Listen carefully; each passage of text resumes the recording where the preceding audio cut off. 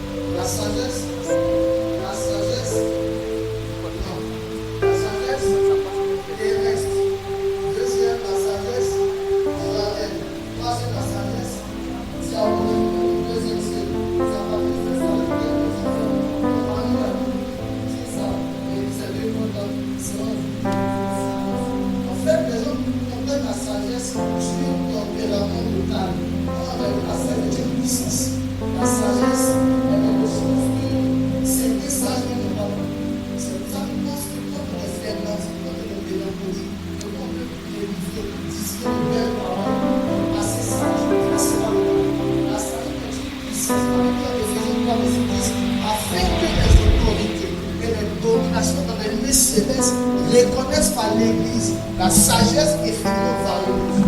Or, la sagesse hors l'Église ne s'impose pas par des discours persuasifs de sagesse, mais par une démonstration d'esprit et de puissance. Donc, ce qu'on appelle une démonstration d'esprit et de puissance, une forme de sagesse que le ciel envoie pour aller dompter et subjuguer les royaumes. Alléluia. Donc, ce qu'on dit, nous, les sages, les clames, les posés. Non, la sagesse, c'est une sagesse terrestre. Mais celui que la sagesse de Dieu est très bien. Vous pouvez vous imaginer que le roi Salomon, avec l'esprit de sagesse seulement, a dépossédé le sacrificateur à l'année de ses fonctions. Un roi qui vient déposséder un prophète de ses fonctions, il n'est plus prophète. Pourquoi? Parce que le prophète a l'onction de la puissance. Mais ce n'est pas une puissance au-dessus de l'onction qu'on appelle la sagesse.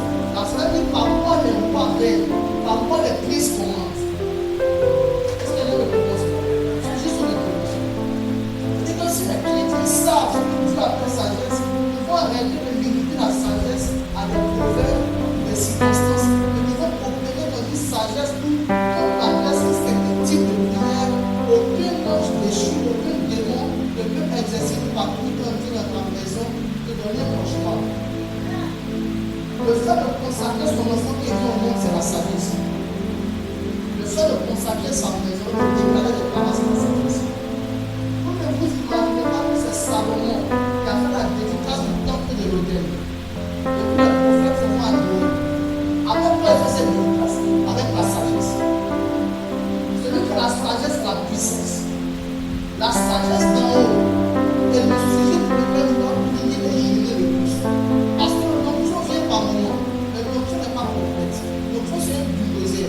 L'onction détruit, arraché. Mais la sagesse vient pour accomplir. La sagesse est équilibrée. La sagesse est complète. Ça veut dire la sagesse opère dans l'éternité. Tu dois chercher la sagesse.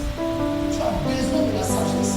Tu as besoin de ce révèlement qu'on appelle la sagesse. Et quand tu as la sagesse, non seulement tu comprends le mouvement des hommes, mais tu peux donner, comme vous avez bien le fait, les problèmes de la situation, mais tu comprends aussi les saisons du ciel.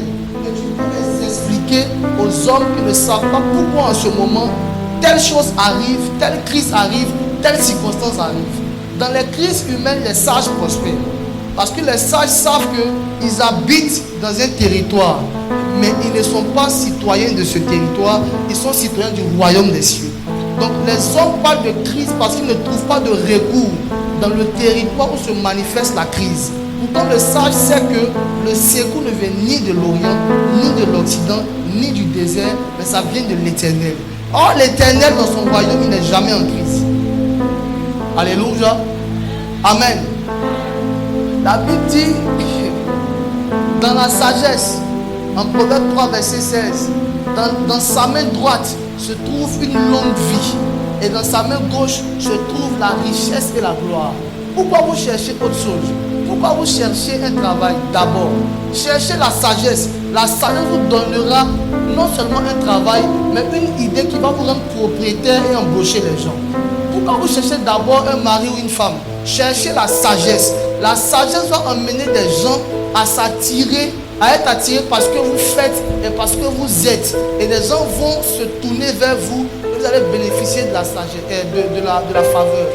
Pourquoi à Babylone, les 4 jeunes Hébreux ont d'abord opté pour la sagesse? Parce qu'ils savent que quand on parle de royaume, pour rester dans un royaume, pour durer dans un royaume, pour vivre dans un royaume, pour dominer un royaume, on ne peut pas le faire si on n'a pas la sagesse. Le roi fait un songe. Ceux qu'on appelle les sages, qui opèrent avec la sagesse diabolique du deuxième ciel, ils ont juste la capacité d'interpréter les songes. Lorsque les songes là sont influencés par les anges déchus du deuxième ciel. Donc quand ils font un cauchemar que Satan a relâché, ils traitent avec Lucifer. Lucifer leur dit oui, c'est moi qui ai envoyé tel démon, il a fait tel cauchemar. Interprète. Et on les appelait les sages. Pourquoi? Parce qu'ils exerçaient avec une sagesse diabolique. Leur sagesse était uniquement limitée à donner l'interprétation des songes. Mais regardez la sagesse de Daniel. C'est une sagesse qui l'emmène. Lorsque toi-même tu es l'auteur du songe, tu as oublié le songe. Ton propre songe, tu l'as oublié. Et puis lui maintenant, il rentre et puis il puise dans la sagesse. Vous savez pourquoi?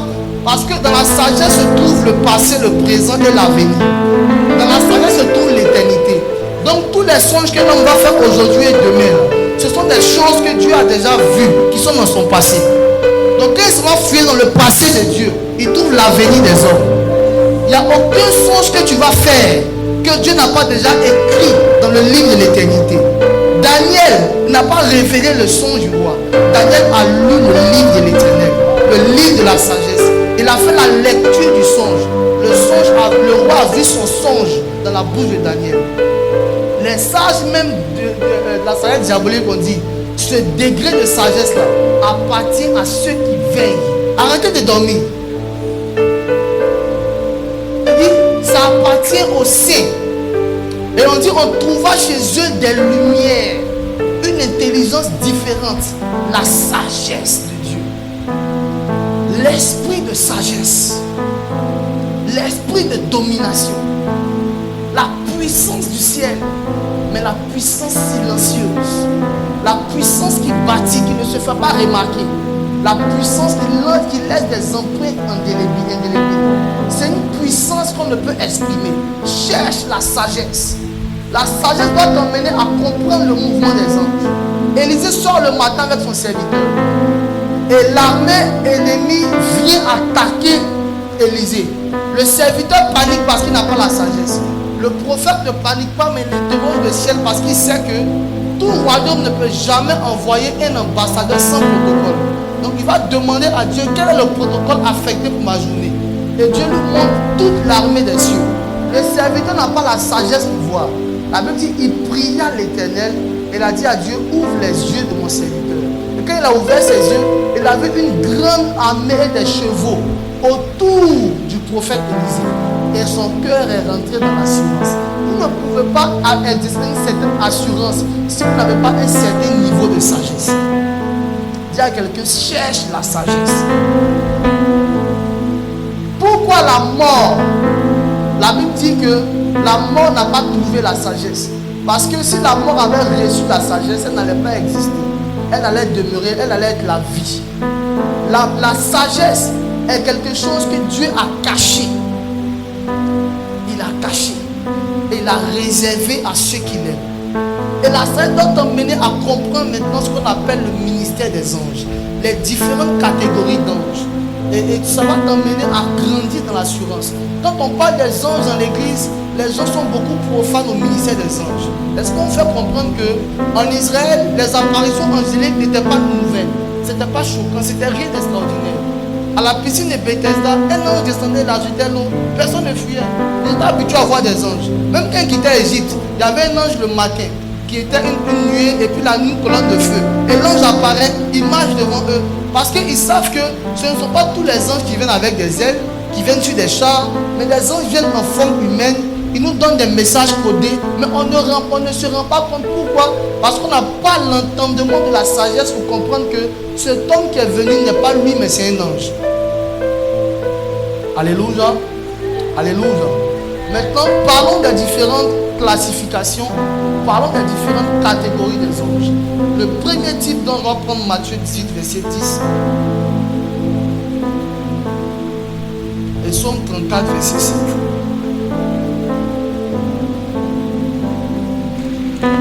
Psaume 34, verset 7. Apocalypse 22, verset 9. J'aime beaucoup les lecteurs. Psaume 34, verset 7. Matthieu 18. Matthieu 18, verset 10. Matthieu 18, verset 10. Gardez-vous de mépriser un seul de ces petits. Gardez-vous de mépriser un seul de ces petits. Les enfants que vous voyez derrière là-bas. Gardez-vous de mépriser un seul de ces petits. Pourquoi? Car je vous dis que leurs anges. Car je vous dis que leurs anges, ils ont des anges. Dans les cieux. Dans les cieux. Voient continuellement la face de mon Père. Voient continuellement. Ça va? Prochain passage. Psaume 34, verset 7. Quand un malheureux crie, l'Éternel entend et il le sauve de toutes ses détresses. L'ange de l'Éternel L'ange de l'Éternel campe autour de ceux qui le craignent, campe autour de ceux qui le et il les arrache du danger. les arrache du danger. Prenons Apocalypse. Bon, on va dire Acte 12, verset 7. Acte 12, verset 7. Tu vas mieux comprendre. Et reste disposé. Tu vas comprendre des choses qui vont t'aider, que tu vas mettre en application, et puis tu vas voir les résultats. Et voici, Voici. un ange du Seigneur survint, et Il une, était en prison, et puis un ange du Seigneur est venu le délivrer. Fais la lecture. et une lumière brilla dans la prison. L'ange réveilla Pierre en le frappant au côté et en disant, lève-toi promptement. Les chaînes tombèrent de ses mains. Pousse vers le verset 11, 12, 13, où il est arrivé chez il a tapé la porte à la maison. Après avoir réfléchi, il se dirigea vers la maison de Marie, mère de Jean, surnommée Marc, où beaucoup de personnes étaient réunies et priaient. Il frappa à la porte du vestibule et une servante nommée Rhode s'approcha pour écouter. Elle reconnut la voix de Pierre et dans sa joie, au lieu d'ouvrir, elle courut annoncer que Pierre était devant la porte. Ils lui dirent, tu es folle. Mais elle affirma que la chose était ainsi. Et ils dirent, c'est son ange. Dis quoi? C'est son ange. Ils ont dit quoi? C'est son ange. Ils ont dit quoi? C'est son ange.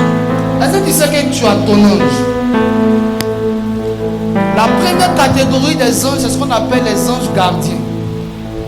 L'ange gardien est affecté à tous ceux qui ont la crainte de Dieu. Psaume 34, verset 7. L'ange de l'Éternel campe autour de ceux qui le craignent pour les arracher du danger. Ces anges-là effectuent des missions pour vous dont vous n'avez jamais eu l'idée. Ils ont la même taille que vous, la même forme que vous, le même visage que vous. Si vous portez des lunettes, ils portent des lunettes. Ils ont la même démarche que vous, la même voix que vous. Ils ont tout ce que vous avez. De sorte que l'église était instruite sur cette catégorie d'anges. Donc pour eux, Pierre est en prison. S'ils voient Pierre apparaître, ils savent que ça peut être son ange qui peut venir leur donner un message et puis repartir. Et ils ne vont pas en faire un sujet tabou. Ils ne vont pas en faire un mouvement. Dieu nous a affecté des anges gardiens. Mais malheureusement, dans nos prières, on ne sait pas déclencher leur mouvement. Ils sont autour de nous. Ils exercent des missions sur nous. Et dans ce temps, vous arrivez, vous êtes tellement les bienvenus parce que Dieu a préparé votre chemin. Et vous avez l'impression que ces personnes vous connaissent déjà. Parce que Dieu a déjà envoyé vos anges qui ont pris attache avec eux. Et vous dites, mais toi là, tu ressembles à quelqu'un que on a l'impression que. Et puis il a l'envie de te faire du bien. En réalité, parce que tu as fait la prière matinale, je vous dis un secret. C'est que l'ange gardien, c'est-à-dire il se déclenche très vite à partir de ta prière matinale. Il prend le contrôle de la journée entière. De sorte que si tu as un entretien d'embauche à 10h, à 11h, il a déjà fini de rencontrer ton DG. Il a déjà fini de faire l'interview. Si tu as prié même 3 jours avant, il est déjà apparu dans son songe, il a déjà exécuté. Il a déjà déposé dans son esprit une sorte de reconnaissance, même psychologique et surnaturelle. De sorte que quand il te voit, il a confiance, l'assurance que s'il te confie son entreprise, rien ne va se passer. Il y a cette foi qui met déjà en toi. Il dit, mais je ne sais pas, mais j'ai confiance en toi. L'ange gardien joue un grand rôle dans la vie du croyant. Mais malheureusement, les chrétiens ont l'ignorance même qu'ils ont un ange gardien. Et malheureusement, ils se promènent, ils vivent comme des personnes abandonnées. Il y a des malheurs, des accidents qui devaient arriver. Et puis, l'ange a, c'est-à-dire, il a atténué le coup. Tu as reçu le choc, hein, mais pas comme tu devais le recevoir. Si Dieu me donne un jour l'occasion de vous parler des choses spirituelles à un certain niveau, vous allez penser que c'est autre chose. Parce que, c'est-à-dire que un jour le Seigneur m'avait présenté une vision et puis il m'a dit, tu vois, dans le monde spirituel, tu avais fait un accident. Ils avaient envoyé une sorte de gros camion pour te renverser. Et c'est l'ange qui a pris le coup. Je me voyais tel, c'est la manière dont j'étais malade là. C'était différent de façon les hommes me voyaient malade physiquement. Dieu a envoyé ses anges. Et il y a différentes catégories d'anges pour pouvoir marcher autour de nous. Mais c'est par la sagesse que nous pouvons traiter avec les anges. C'est pour ça que nous ne devons pas être naïfs, ignorants en ce qui concerne le ministère des anges. On parle de ministère. La Bible nous a déjà dit en Hébreux 1, verset 13 à 14. Ne sont-ils pas tous des esprits envoyés pour un ministère? auprès de ceux qui doivent hériter du salut. Comment est-ce que tu peux vendre au marché en tant que chrétienne? L'ange d'éternel campe autour de toi. Lève-toi le matin avant le lever du soleil. Prie le Seigneur. Il va te dénoncer. Tu vas faire profit. On ne va pas te dépasser. Non. Tu es assis en train de voir et puis ton ange appelle les gens. Il dit venez faire la charge des ailes.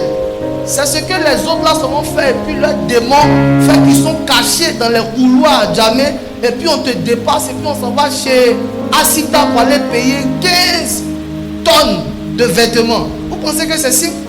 On est dans un monde surnaturel. On traite avec les esprits d'abord, avant de régner avec les hommes. Alléluia. Il faut avoir la sagesse pour comprendre le ministère des anges. La deuxième catégorie d'anges du temps est ce qu'on appelle les anges de service. Ce sont les anges qui sont affectés à tous ceux qui ont un service dans la maison de Dieu. C'est pour ça que quand vous venez à l'église, et puis on vous dit rejoins un département, rejoins une famille, vous ne savez pas qu'on est en train d'affecter une nouvelle catégorie d'anges. Celui qui vient à l'église seulement, qui n'a aucune activité, évolue avec un seul ange qui campe autour de lui. Celui maintenant qui a un rôle dans la maison de Dieu, vous allez vous rendre compte que les patriarches ont commencé avec un talent, mais ont terminé avec un don. Quand le groupe musical chante, vous allez voir qu'ils sont talentueux. Mais à cause de l'exercice d'une fonction sacerdotale, les anges de service viennent amplifier la louange, l'adoration, et l'atmosphère prend une autre dimension. Pourquoi? Parce que le service qu'ils sont en train de rendre là, il y a des esprits qui ont rendu ça avant eux. Et l'église est le complément angélique. L'église est le complément de l'armée des cieux sur la terre. Dieu a deux armées. Il y a son armée sur la terre, son armée dans le ciel qui est l'armée invisible de Dieu. Et il y a l'armée visible de Dieu qui est l'église des hommes. Donc, ce que les anges commencent au ciel, les hommes l'achèvent sur la terre. Si vous voyez le groupe musical en train d'adorer, c'est parce que dans le ciel, les séraphins, les chérubins sont en train de rendre gloire, honneur et magnificence à l'agneau qui est sur le trône. Et je vous ai expliqué lors de la retraite spirituelle ici que les anges même de service nous emmènent à avoir des gestes. Quand vous voyez les hommes lever leurs mains, c'est que les anges sont en train de tendre leurs ailes. Ils nous communiquent des gestes, ils nous communiquent des manières d'adorer. Vous allez voir des gens en train d'adorer, sont en train de faire des gestes comme s'ils ramassent des choses, comme s'ils récupèrent des colis, comme s'ils ont des manifestations gestuelles. Pourquoi? Parce qu'ils sont en train d'être affectés par un mouvement des anges. Quand vous intercédez, les anges en charge d'intercession vous rejoignent. Ce sont les anges de service. Ils viennent pour amplifier le service de Dieu qui est fait sur la terre par l'église de Jésus-Christ. Alléluia. C'est pour ça qu'il ne faut pas limiter ta vie chrétienne à venir t'asseoir à l'église seulement. Non. Mais il faut commencer, il faut apprendre quelque chose, il faut aimer quelque chose. Si vous voyez le pianiste en train de jouer, il va jouer, mais arrivé un moment, pourquoi l'Esprit de Dieu peut se manifester parce qu'il joue? Parce qu'il est en train de rendre un service.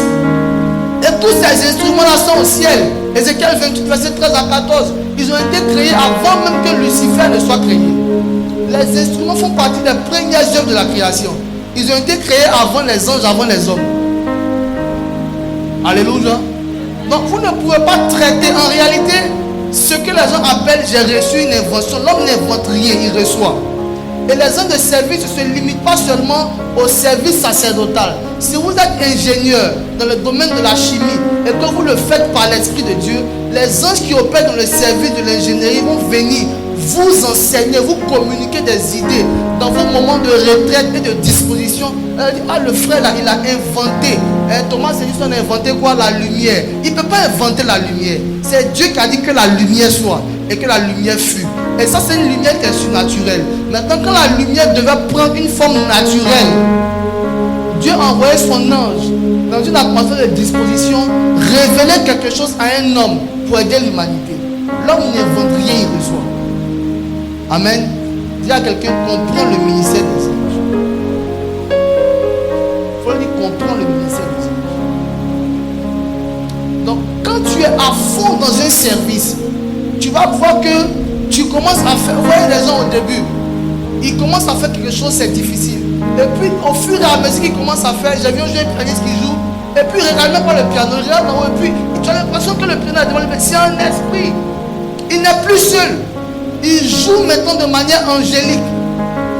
Il chante de manière angélique. Quand on dit même l'évangile, dans l'évangile, il y a ange. Vous devez bien comprendre le ministère des anges dans la vie chrétienne. Vous allez voir que ça va détruire certains stéréotypes. Aucun de ceux que vous appelez patriarches n'a rendu ministère sans qu'un ange l'apparaisse. Jamais. Que ce soit Abraham, Isaac, Jacob, même Agar, le Seigneur fait qu'elle ait contact avec Abraham. Elle a droit aux visitations des anges. Pierre, Paul, tous ceux que vous connaissez. Philippe même est de passage. Un ange le prend, il va là-bas sur cette route. Il finit de parler avec l'eunuque éthiopien. L'ange vient l'enlever. Pourquoi? Parce que vous devez comprendre le ministère de Jésus-Christ, le ministère du Saint-Esprit et le ministère des anges. Jean avait reçu le Saint-Esprit à la Pentecôte, n'est-ce pas? Il était rempli du Saint-Esprit en Acte 3, verset 6, quand il est parti prier pour le paralytique. Mais quand il s'agit de comprendre des choses d'une certaine dimension du surnaturel, Dieu envoie son ange. Apocalypse dit quoi? Révélation de Jésus-Christ que Dieu a donné à son ange pour communiquer à Jean qui est son apôtre. Pourquoi il ne dit pas directement au Saint-Esprit d'expliquer à Jean comment la fin du monde va avoir lieu? Non. Il doit prendre Jean. Il doit le ravir en extase. Il doit voir l'ange. L'ange va lui parler. L'ange va lui dire d'écrire. Et puis il va écrire.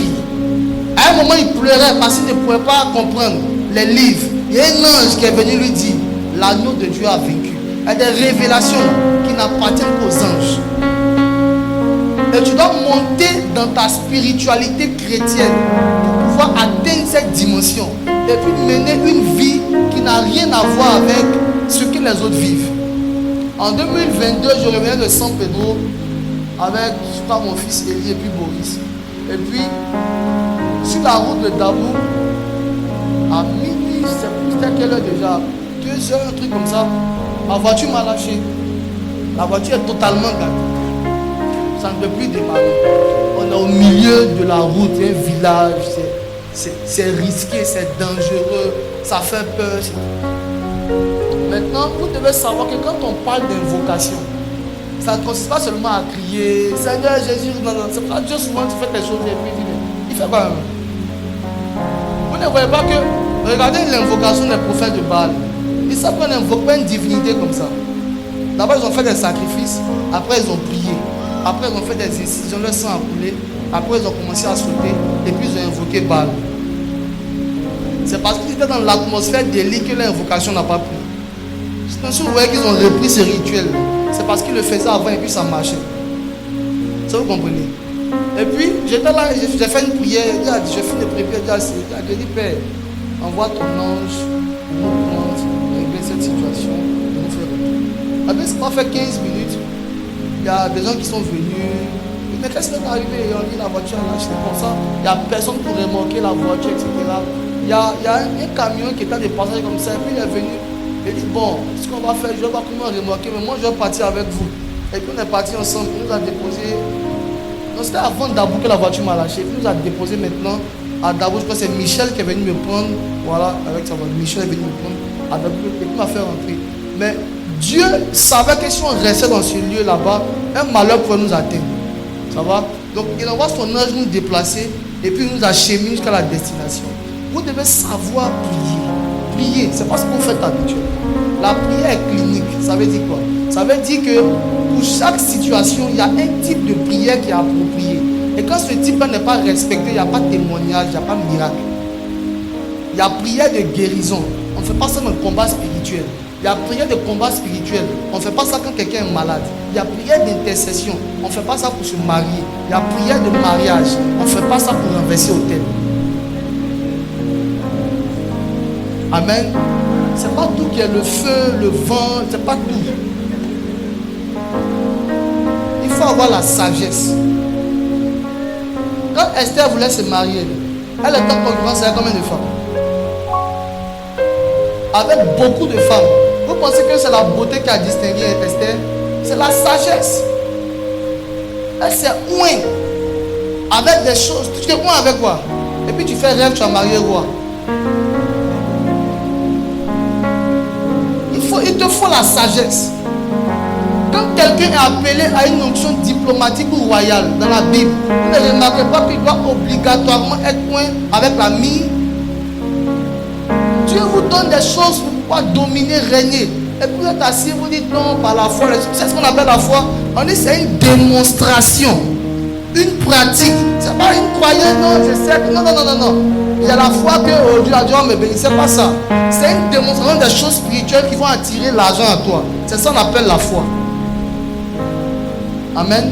C'est pas la foi que David a tué Goliath. Mais c'est pas aussi pour dire Goliath meurt. Il est parti dans le torrent. Pourquoi il va dans le torrent? Pourquoi il ne va pas dans un autre fleuve, dans la mer? Pourquoi il ne va pas dans la mer rouge? Et puis il va dans le torrent. Et puis il prend 5 pierres polies. Il les met dans une gibecière. Il prend une de ces pierres. Et puis il prophétise d'abord sur la pierre avant de la lancer. C'est la sagesse. La sagesse. Alléluia. Alléluia. Amen.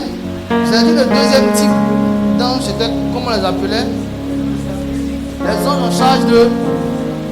Troisième type d'ange, ce qu'on appelle les anges de ministère. Apocalypse 3, verset 14. Apocalypse 3, 14. Écrit à l'ange de l'église de Laodicée. Écrit à l'ange de l'église de Laodicée. Donc vous voyez que chaque église a un ange. Parfois dans des interprétations théologiques, on appelle souvent le pasteur l'ange de l'église. C'est une forme d'appellation, mais en réalité, ce n'est pas lui que Dieu appelle l'ange de l'église. Toute église qui naît par le Saint-Esprit, qui a un nom, où un hôtel est bâti, il y a un ange spécial que Dieu a fait dans cette église pour rendre compte au ciel de tout ce qui se passe dans l'église. Ceux qui viennent à l'église tôt, ceux qui servent à l'église, ceux qui sèment à l'église, ceux qui font des offrandes, ceux qui sont fidèles dans leur dîme, ceux qui nettoient le temple. On appelle l'ange de l'église. Et un jour j'ai dit à Dieu, ouvre mes yeux, je veux voir l'ange de l'église. Et Dieu m'a donné le nom de cet ange-là, mais il ne m'a pas autorisé à le partager dans les assemblées. Et ensuite, je voyais l'ange, avant que le culte ne commence, il est arrêté devant la porte. Et il prend note du programme de toutes les églises. Si vous faites 2 cultes en semaine, un culte dimanche, il a les heures de culte. Et tous ceux qui arrivent au culte à l'heure indiquée ou avant l'heure, il les enregistre comme membres. Et ceux qui viennent après l'heure, ils ne sont pas enregistrés. Et je voyais tous ceux qui rentraient à l'église à l'heure indiquée, qui rentraient avec comme des papiers découpés qu'on jette sur les mariés. Il y avait des choses comme ça qui descendaient sur eux. Et c'était un revêtement. Et ils s'asseyaient. Et c'est là que le Seigneur m'a envoyé dans le livre de la loi en me faisant comprendre que aucune personne ne peut fréquenter une église en venant à l'heure pendant 50 dimanches. 50 c'est le jubilé dans le monde spirituel. Et puis il ne va pas avoir un témoignage. J'étais étonné. Et puis le Seigneur m'a dit, je vais t'enseigner sur l'église. Le jour où Dieu t'enseigne sur quelque chose, tu vas observer cette chose-là différemment. L'ange de l'église te connaît. Il connaît ce que le pasteur appelle ses fidèles. Le pasteur lui aime tout le monde. Tout le monde sont ses fidèles. Mais l'ange sait ceux qui sont fidèles de l'église maison de prière. Il sait très bien. Et c'est l'ange de l'église maintenant qui intervient pour les grandes causes de l'église. En ce qui concerne les membres fidèles. Il ne peut pas les laisser dans certaines conditions.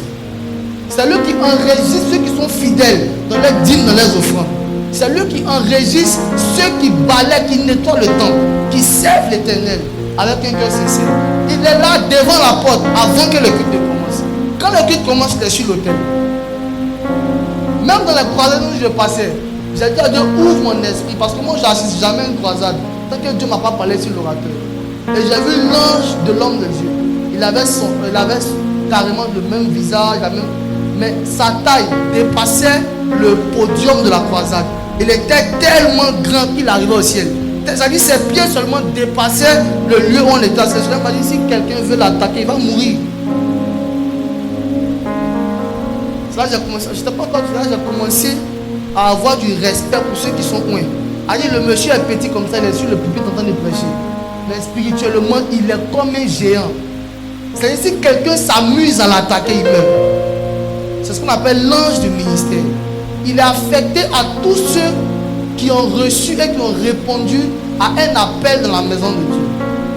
Quand on prêche sur des messages, ceux que Satan combat pour ne pas qu'ils aient accès au spirituel ont envie de dormir. Amen. Oui, ils ont envie de dire que c'est un sommeil. C'est pas autre chose. Les démons de ta famille ne veulent pas que tu manifestes la sagesse. Amen. Les anges de ministère sont affectés à ceux qui ont un appel de pasteur, de prophète, d'évangéliste, d'apôtre, de docteur, etc., de chante, d'intercesseur. Voici pourquoi un chrétien a un ange, un serviteur dans l'église a 2 anges, et un homme de Dieu a minimum 3 anges. Minimum. Et ça, c'est l'ange de ministère. Vous allez voir que un prédicateur, quand il a envie de prêcher, il va commencer doucement. Avec le moment, quand il monte dans le char, tu ne le reconnais plus sur l'autel. Il n'est plus seul. Il ne prêche plus seul. Alors moi, je suis en train de prêcher, puis j'entends des voix. C'est-à-dire, quand je prêche dans mon atmosphère, c'est tout autre chose. Parce que les anges que Dieu a affectés autour des prédicateurs sont différents des anges que Dieu a affectés autour des intercesseurs. Les intercesseurs ont des anges sentinelles. Ils sont armés de la tête aux orteils. Ils ont des épées, ils ont des lances, ils ont des javelots, ils ont des choses. Et quand l'intercesseur dit au nom de Jésus, j'envoie le feu, ils envoient le feu. Je parle des vrais intercesseurs. Quand ils disent j'envoie, et puis ils exécutent. En Apocalypse, tout d'abord, j'ai vu un cavalier, son nom est la parole de Dieu, et l'armée des cieux l'accompagnait. Partout où il y a la parole de Dieu, l'armée des cieux accompagne. Alléluia. Il faut comprendre que tu es d'un royaume et que tu n'es pas simple. Il ne faut pas laisser tout le monde te faire toutes choses, n'importe. Non. À n'importe quel moment. Pourquoi la servante dit, mais elle s'appelle Rhoda. Elle dit, mais on dit, c'est pas Pierre, mais c'est son ange. C'est son ange. Vous pensez que moi je suis couché chez moi à la maison. Comment tu fais que tu me vois dans ton rêve? Je fais quoi dans ton rêve? Amen. Souvent vous voyez des gens qui sont venus à tu étais en train de régler une situation quelque part au palais de la justice et puis quand tu es arrivé, tu as rencontré une amie qui est... Souvent c'est pas elle.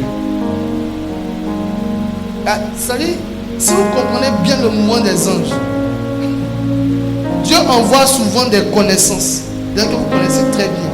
Et si vous savez la révélation que dans la constitution de l'homme, Dieu a disposé une partie en termes de pourcentage qu'il peut utiliser par moment contre ton gré et faire de toi un ange pour certaines circonstances.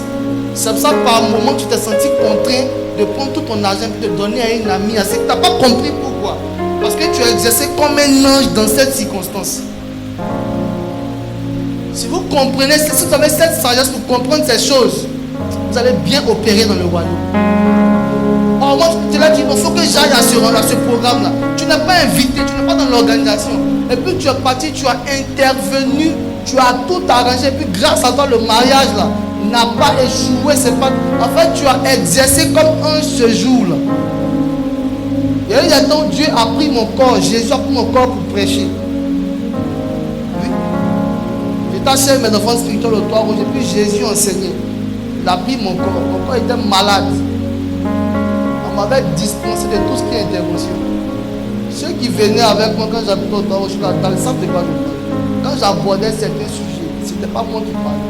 Il faut qu'on puisse comprendre l'œuvre de Dieu en nous. Il faut qu'on puisse la comprendre. Et c'est avec la sagesse. C'est à partir de la sagesse. Paul dit, j'ai été ravi jusqu'au 3e ciel. Si ce fut dans mon corps, je le sais. Si ce fut hors de mon corps, je le sais. Dieu le sait. Avec quoi? Avec la sagesse. Tu ne peux pas être ravi jusqu'au 3e ciel. Tu vas voir quoi au 3e ciel? Tu ne peux pas. Amen. 4e catégorie d'anges. Les anges adorateurs. Et les anges, si vous voulez pour mieux vous enseigner, sont répartis en 3 grands groupes. En 3 grands groupes. Le premier groupe, c'est ce qu'on appelle... Gardez les types ici au 4e. Je vais structurer le message que vous le premier groupe des anges, c'est ce qu'on appelle les anges de la salle du trône. Dans les anges de la salle du trône, il y a 3 catégories. La première catégorie, ce sont les séraphins. Les séraphins, ce sont des anges brûlants de sainteté. Ce sont des anges qui tournent autour du trône et sur le trône de Dieu. Et ils vont souvent même au-dessus du trône de Dieu. Ésaïe 6. Ces anges-là sont affectés à tous ceux qui ont le ministère de la prédication. Ce sont les anges qui brûlent de sainteté, de sorte que quand Ésaïe a reçu l'appel et qu'il a vu l'apparition divine, il a dit malheur à moi parce que j'ai vu le roi. La Bible, Dieu a envoyé un de ses anges, un séraphin, toucher sa bouche. Et quand il a touché ses lèvres, il dit ton péché, ton iniquité a été ôtée. Vous ne pourrez jamais aller à une certaine dimension dans le message si Dieu n'a pas envoyé son ange vous toucher. Ce sont les séraphins. La deuxième catégorie d'anges de la salle du trône, c'est ce qu'on appelle les chérubins. Les chérubins sont des anges qui viennent pour amplifier l'atmosphère de l'adoration. Les chérubins sont en charge de l'adoration. Celui que vous appelez Satan aujourd'hui, son nom c'est Lucifer. Il était un chérubin protecteur aux ailes déployées. Il y a des chérubins. Maintenant, il y a des chérubins protecteurs aux ailes déployées. C'est-à-dire qu'ils ont en charge de l'adoration, mais ils exercent aussi dans le combat spirituel par moment. C'est pour ça que les ailes sont déployées. Lucifer est un chérubin protecteur, comme j'ai dit, aux ailes déployées. C'est pour ça que tout ce qui est musique sur la terre, pour arriver à un certain niveau dans la musique, il faut traiter avec le royaume de Satan, le royaume des eaux. Parce qu'il sait ce qu'on appelle la musique. Les chérubins, c'est eux qui contrôlent la musique, l'adoration. Tous les pianistes, les chantres, les instrumentistes qui montent à un certain niveau, qui opèrent et qui règnent, sont des personnes à qui Dieu a affecté cette catégorie d'anges. Quand on commence à adorer, plus le niveau de l'adoration commence à devenir délicat, plus Dieu affecte des chérubins pour descendre dans la salle. Et quand on monte à un certain niveau, il sature toute la salle. En ce moment, tu ne peux plus t'asseoir pour adorer. Tu as envie d'adorer, tu as envie de vider l'humanité qui est en toi pour que le divin vive. C'est une présence angélique. La troisième catégorie d'anges qui est dans la salle du trône, c'est ce qu'on appelle, on les appelle eux-mêmes les trônes. Ce sont les 24 vieillards et les 4 divins qui sont autour du trône. Donc ces anges-là, leur rôle c'est d'être ici. Parce qu'un prédicateur ici, il aura forcément des chérubins autour de lui. Quand ils sont va venir se mettre ici pour adorer, il ne faut pas voir ton frère Calais ou même ta soeur. C'est pas ta soeur quand elle est sur l'autel. C'est pas ton petit frère quand elle est en train de prêcher. C'est pas lui, c'est pas ton fils. C'est l'homme de Dieu. C'est quand il descend que c'est ton frère. Amen. Et les anges de la salle du trône révèlent par moments des messages cachés. Quand tu as fait de 2 sujets bibliques l'objet de toutes tes investigations et que tu cherches, il faut maintenant que Dieu envoie ce que tu cherches là n'est pas accessible normalement sous le firmament. La révélation se trouve au 3e ciel.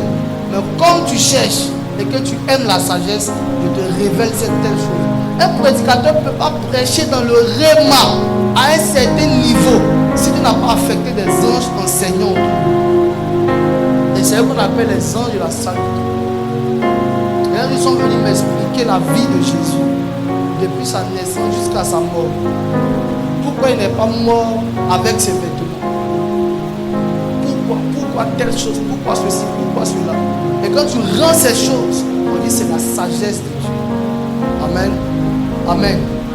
Aujourd'hui, on va se limiter à cette première catégorie. Dimanche, je vais sur les 2 catégories restantes. Dimanche, je vais parler sur les anges de l'armée céleste. Et puis, je vais parler sur ce qu'on appelle les compagnons de service. Il faille que les chrétiens soient instruits et enseignés sur le ministère des anges. Pourquoi j'ai voulu vous parler, et Dieu a voulu que je vous parle, comprendre le ministère des anges par la sagesse. C'est parce que beaucoup de chrétiens échouent contrairement aux promesses de Dieu qui nous disent qu'on ne doit pas échouer. Parce que Dieu ne va jamais t'envoyer où son ange ne t'a pas précédé. Jamais. Donc tu ne peux pas partir quelque part et tu vas échouer. C'est que tu n'as pas adressé au ciel la prière appropriée pour ça. Alléluia. Les anges gardiens jouent un grand rôle autour de vous. Mais vous ne priez pas pour que Dieu les relâche. Quand vous levez le matin, vous connaissez votre fonction. Si tu es chauffeur, si tu es travailleur dans une société, si tu es cordonnier, tu dois comprendre que les gens ne te voient pas toi seul pour se diriger vers ton activité. Il y a un autre être qui frappe à leurs yeux. Tu es surnaturel, tu es esprit, tu n'es pas n'importe qui. Il ne faut pas te comporter n'importe comment. Il faut savoir que tu as des anges qui sont autour de toi, des anges gardiens. Après les anges gardiens, il y a des anges de service. Cherche à faire quelque chose dans la maison de Dieu. Cherche à toucher à un instrument. David était un villageois. Il n'avait jamais connu la ville. Il allait prendre la harpe. En ce moment, il n'y avait pas INSAC. Il n'y avait pas professeur de musique. Quand il a commencé à jouer la harpe, les anges de service sont venus initier ses doigts. Il dit à Dieu, il faut initier mes mains au combat et mes doigts à la bataille. En réalité, ce que toi tu appelles combat, c'est pas palabre. C'est jouer d'un instrument qui va activer les anges de l'armée céleste pour aller combattre à sa place. Ça veut dire exerce mes mains au combat et mes doigts à la bataille. C'est pas pour jouer la harpe. C'est un combat qu'il est en train de faire. Mais pourtant le combat dans ton entendement humain, c'est de prendre une pierre à affronter quelqu'un. Non! Il faut que tes mains soient exercées à un type de combat. C'est un combat, je tiens le micro, je suis en train de te prêcher. Tu m'attends, tu meurs. Il a exercé ma voix à la bataille. C'est pas pour t'insulter, c'est pour te révéler la parole. Quand quelqu'un fait du mal à un chrétien, que son langage, son verbe est exercé au combat et à la bataille, il ne le maudit pas, il ne l'insulte pas, il le bénit. Parce que c'est quand le bénissant, ce sont des charbons ardents. Mais qui pose ces charbons là? Les anges. Si tu sais dans le royaume, quel ange fait quoi, tu sauras adresser quel type de prière. Dans le monde spirituel, un père ne fait jamais de combat contre un fils. Quand un fils attaque un père, le père ne répond pas au fils, il parle à un ange. C'est pour ça qu'Absalom a manqué de respect à David. Il a enlevé ses chaussures et puis il est sorti de la ville. Oui. Parce que le fait qu'il ait ses chaussures, c'est un message. Et le fait qu'il soit sans ses chaussures, c'est un message pour les anges. Donc quand le roi enlève ses chaussures, les chaussures, les ailes de l'évangile, quand les pieds du prophète ne sont plus dans les chaussures, quelqu'un d'autre doit les porter pour aller combattre. Il savait ces choses. Et puis il parle à l'atmosphère. On ne fait pas tout de combat comme ça. Sois initié. Un sorcier vient dormir dans ta maison. Il ne faut pas te lever à minuit pour le combattre. Il ne faut pas te lever à minuit. Ta maison est simple. Est-ce que tu es un homme simple? Va vers ton mur, tape le mur, parle au mur. Va vers la fenêtre, tape la fenêtre, parle à la fenêtre. Va vers ton lit, va dormir, tape le lit, parle au lit. Mange avec lui, parle avec lui. Couche-toi, faut pas prier. Dors. Sois ici au secret. C'est la sagesse. Venez puiser dans la sagesse. Quand tu sais que la gestuelle d'un coin est le fait d'affecter un ange quelque part, tu ne vas pas parler là où les humains parlent. Non. On doit t'arracher quelque chose qui t'appartient. Et puis tu te lèves pour aller combattre. L'homme spirituel ne combat pas dans le naturel. Il combat dans le surnaturel. Et donc tu vas comprendre que David n'a jamais tué un ours physiquement. Ou un lion physiquement. Tu vas comprendre ses proclamations devant Goliath. Tu vas comprendre ce que David appelle ours. Ce qu'il appelle lion. Entrez dans la sagesse divine. Opérer dans la sagesse. C'est disponible pour vous. Ce qu'on appelle acte prophétique sont les ordres aux anges. Ce sont des ordres. Ce qu'on appelait huile d'olive n'est plus huile d'olive. Et comme tu ne connais pas ce que ça fait, tu vas, tu te poses. Non, on ne se pointe pas pour aller s'asseoir. On se pointe pour aller pratiquer la sagesse. Exercer dans la sagesse. La sagesse vous appelle, dit venez, entrez dans la sagesse. Les anges seront à l'œuvre. Ils vont exercer des combats pour vous. Ils vont manifester des batailles.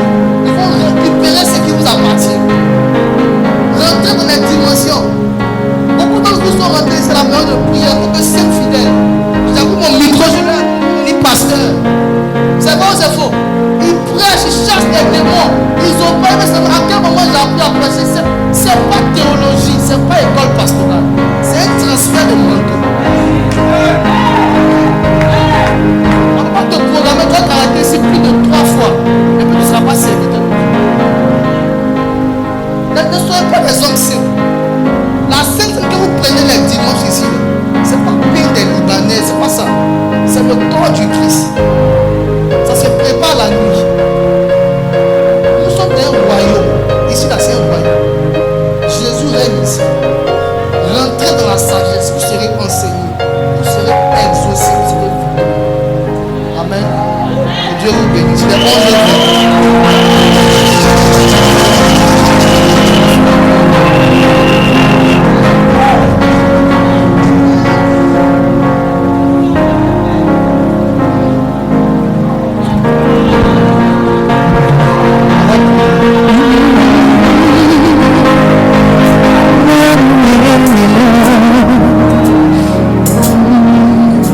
dispose-toi, demande à Dieu la sagesse. Emmanuel est là, ici présent avec moi.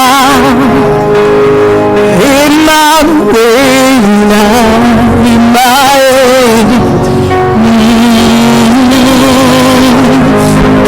Emmanuel est là, ici présent avec moi.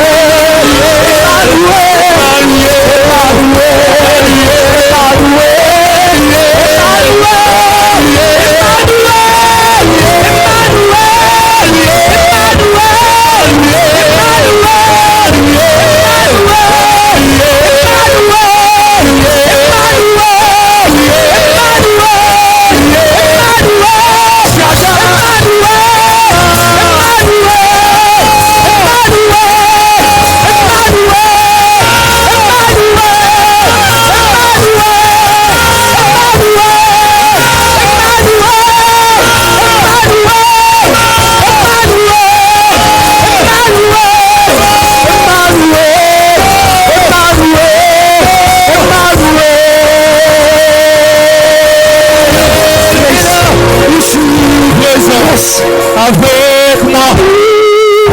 Emmanuel est là.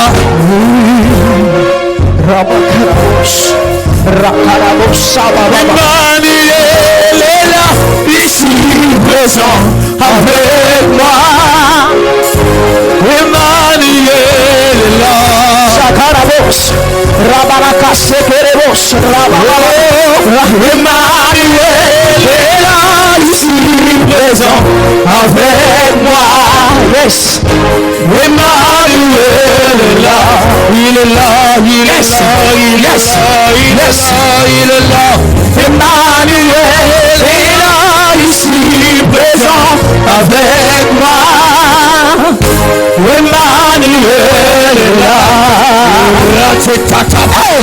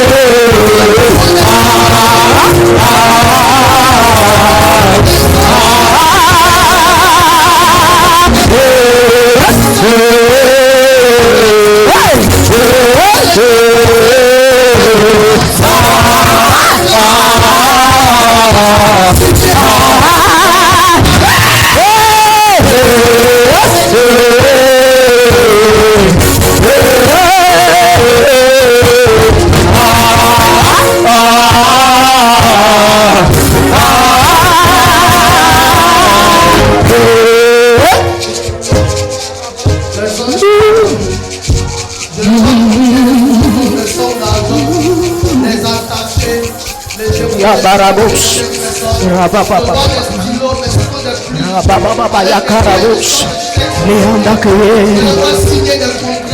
Ils ont la forme de certaines personnes.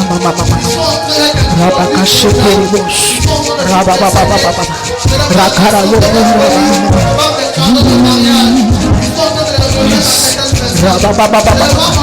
Rakarabo Sulia Dakele Saka Mama Rabaka Sikia Dakele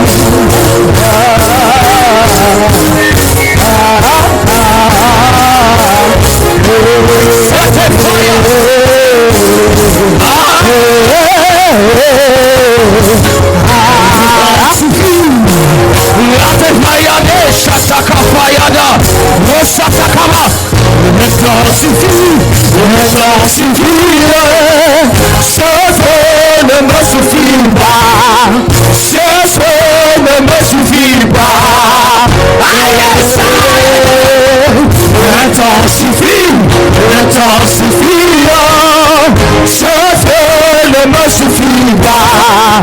Ce soir ne me suffit pas.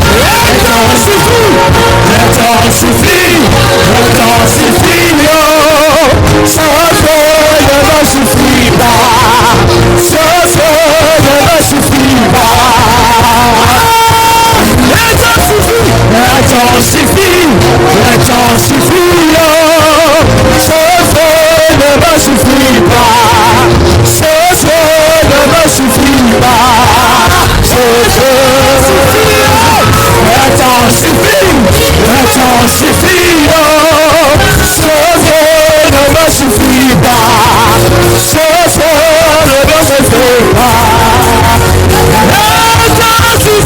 Le temps suffit, ce feu ne me suffit pas, ce feu ne me suffit pas. Le temps suffit, ce feu ne me suffit pas, ce temps ne me suffit pas. Le temps suffit, ce feu ne me suffit pas, ce feu ne me suffit pas. Oh, le temps suffit, ce feu ne me suffit pas, ce feu ne me suffit pas.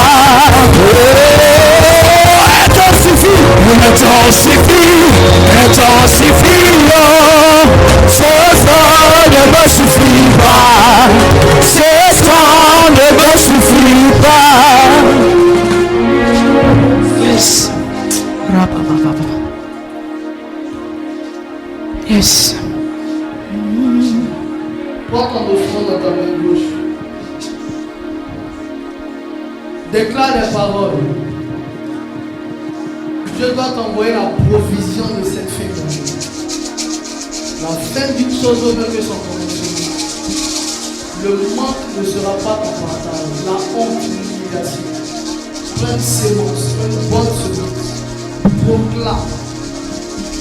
Dans le nom de Jésus-Christ. Que le Dieu à qui appartient l'or et l'argent. Les anges en charge des finances. L'ange qui traite avec les métaux précieux. L'ange des connexions surnaturelles et miraculeuses doit visiter tes comptes. Il doit y avoir des témoignages des gens qui n'avaient rien, qui ont été visités. L'Éternel a pourvu. L'autel de Jéhovah Jireh doit se manifester dans ta vie. Déclare les paroles. Cobra ata les ubra kam de shamba kam umakando lo sheke prasiti la karaba les kabarata Père, je veux libérer maintenant tes anges, les anges en charge des finances, pour une grâce et des interventions miraculeuses. En ces fins d'année, tout ce qui était bloqué en termes de finances, des montants, des dettes, tout ce qui appartient éternel à la vie de tes enfants est relâché par la puissance du Saint-Esprit. Je donne des interventions dans leur vie, dans leur grenier, dans leurs finances. Là où Satan voulait les endetter, leur créer des problèmes, là où ils étaient appelés à rembourser des montants, là où ils étaient appelés à être accusés, là où il y avait éternel des infractions financières, là où il y a besoin, là où il y a manque, Père, relâche ta provision et que les miracles pleuvent dans leur vie, dans le nom suprême de Jésus. Amen. Viens rapidement apporter nos secondes sur l'autel.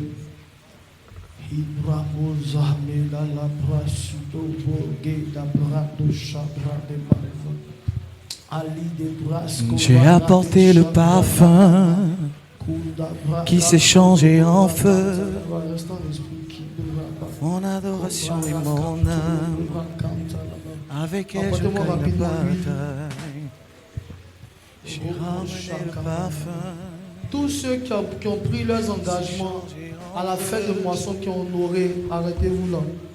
Je dois prier pour vous. Venez rapidement. Tous ceux qui ont, durant la fin de moisson, avaient pris des engagements, qui ont honoré, avancez-vous. Limo sokolo santala, meke barakonti bikandide, sumara kantolo shanta, boko tolo baraka, tolo shantala, kitolo boko tolo shantala, kinde barakantala shakala, kuntoto. Avant la prochaine fête de moisson,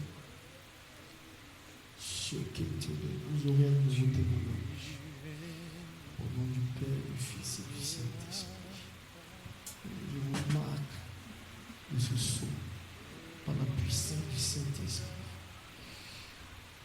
anges moissonneurs libèrent leurs faucilles dans vos greniers et vous multiplient.